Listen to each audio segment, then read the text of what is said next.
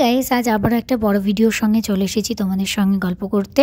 আজ কোনো খাতায় আঁকবো না, আজ একটা আলপনা করি। চলো। ঘরের মেঝেতে আলপনা করলে দেখতে খুব সুন্দর লাগে, কিন্তু কয়েক বছর পর যখন সেই রঙটা উঠতে থাকে তখন একটুখানি উঠে আবার লেগে থাকে, ওটা পুরোপুরিও ওঠে না, আবার পুরোপুরি থাকেও না।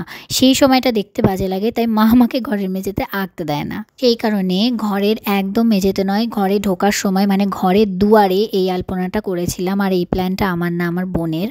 ও নিজেই চক টক রং টং নিয়ে এই সব আয়োজন করেছিল। আমি এসে দেখলাম যে ওকে একটু হেল্প করা যাক, আর হেল্প করতে গিয়ে পুরো কাজটাই আমি করে দিয়েছি। কারণ আমার হাত যতটা চল হয়ে গেছে, মানে আমি যতটা তাড়াতাড়ি করতে পারি ও তো অত তাড়াতাড়ি করতে পারে না, আরও এত আস্তে আস্তে করছিল। সেটা দেখে ভাবলাম যে আমিই করে দিই। প্রথমে আমি চক দিয়ে কাজ করে নিই, কারণ রঙের কাজ একবার যদি এদিক ওদিক হয়ে যায় তাহলে আর পরে ঠিক করা যাবে না। সেই কারণে আমি চক দিয়ে করে নিই সবসময়। আর তারপরে সাদা ফেব্রিকের সঙ্গে একটু জল মিশিয়ে নিয়েছি, আর তারপরে পুরোটা কমপ্লিট করেছি। আর তারপরে লাল দিয়ে আবার সাদা কালার দিয়েছি। তোমরা যদি কেউ করো এই ধরনের কাজগুলো, তাহলে সাদা কালারটা না বারবার দেওয়ার চেষ্টা করবে, কারণ এখনকার সাদা ফেব্রিকগুলোতে প্রচুর পরিমাণে কালার তো একদম বোঝাই যায় না, আর প্রচুর পরিমাণে জল না কি থাকে আমি জানি না, যার জন্য কালারটা ঠিকঠাকভাবে ফোটেই না।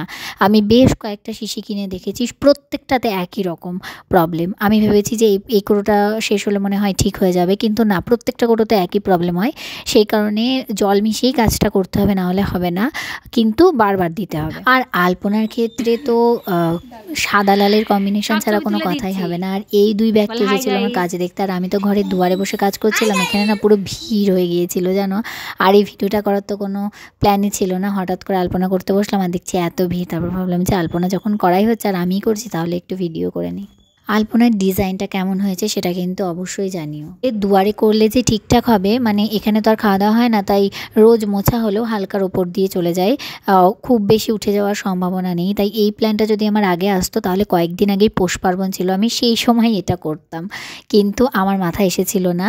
সেই কারণে এই পরে দিচ্ছি। আর যেদিন আলপনা দিচ্ছি না সেদিন কিন্তু বৃহস্পতিবারই ছিল, তাই লক্ষ্মীর পা দিয়েই আলপনাটা করেছিলাম। তো এইভাবে সাদা কালার দিয়ে পুরোটা কমপ্লিট করে নেওয়ার পর আমি আবার সাদা লেয়ার দিয়েছি। আর এবার বসেছে বোন। আমি বললাম যে তুই কর, আমি স্নান করে আসি, কিন্তু ও খুব ধীরে ধীরে করছিল, বললাম না। তারপর আমি বললাম যে আমি করে দিয়েই যাই, আর তারপর আমি আবার বসেছিলাম কাজটা করতে। আর এই যে এখন লাল কালারটা দিচ্ছি, শুধুমাত্র যে জায়গায় ফাঁকা আছে প্রত্যেকটা জায়গাতেই লাল দেবো, তাহলে কতটা দারুণভাবে ফুটবে সেটা তো তোমরা লাস্টে দেখতেই পাবে। আর ঘরের দুয়ারে আর প্রত্যেকটা সিঁড়ির ধাপে ধাপে, মানে কোনা কোনা জায়গাগুলো এভাবে আলপনা দিলে না দেখতে ভীষণ সুন্দর লাগে, তাই না? তো যাই হোক, এদিকে আলপনা দেখতে থাকো, আর আলপনা দেখা শেষ হয়ে গেলে একটা কমেন্ট করে দিও, শেয়ার করতেও কিন্তু ভুলো না, সাবস্ক্রাইব করো যদি এরকম ধরনের আরও ভিডিও দেখতে চাও। তো কাজটা করতে আমার খুবই কম সময় লেগেছে, মানে 15 থেকে 20 মিনিট। আর সামনেই তো সরস্বতী পুজো, সরস্বতী পুজোর আগে ঘরে এরকম একটা আলপনা থাকলে কিন্তু দেখতে দারুণ মজা লাগবে। আর সরস্বতী পুজোয় তোমাদের কার কি প্ল্যান আমাকে কিন্তু জানিও, আমি কিন্তু বাড়িতেই থাকবো। আর তোমরা যদি এই ভিডিওতে অনেক অনেক ভালোবাসা দাও, তাহলে আমি সরস্বতী পুজোর দিন লাইভে আসবো, কারণ আমার ঘুরতে বেরোনোর কোনো রকম প্ল্যান নেই জানো। লাইভে এসে কথা বলতে আমার ভীষণ ভালো লাগে, কিন্তু আমার ভীষণ লজ্জা করে।